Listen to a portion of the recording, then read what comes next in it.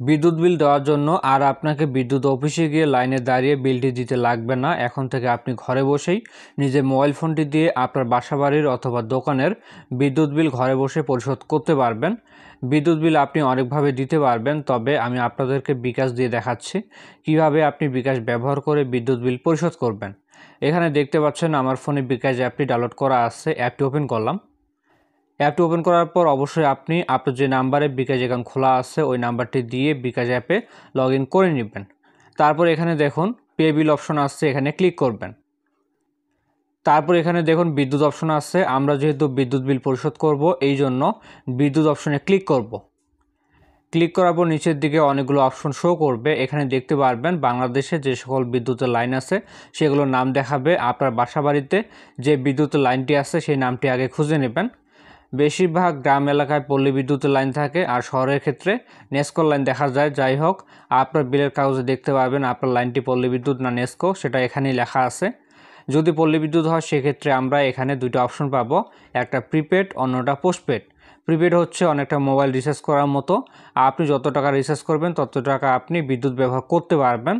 আর postpaid হচ্ছে দেখা যায় মাসের শেষে আমাদের বাড়িতে একটা বিলের কাগজ দিয়ে যায়, যেখানে দেওয়া থাকে আমাদেরকে কত টাকা এই মাসে বিল দিতে লাগবে।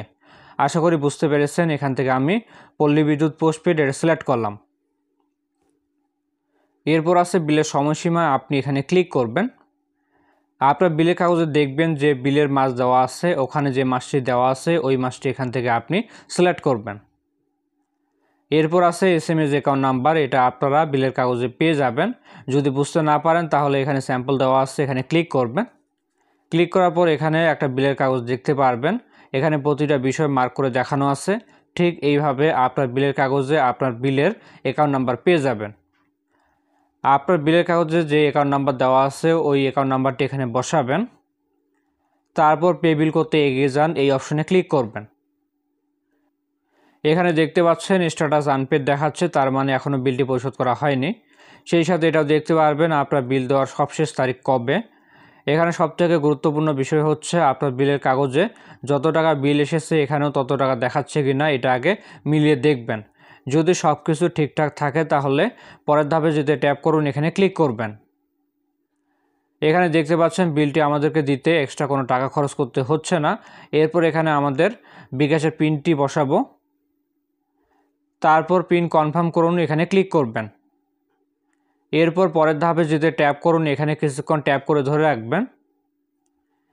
এরপর একটু অপেক্ষা করবেন।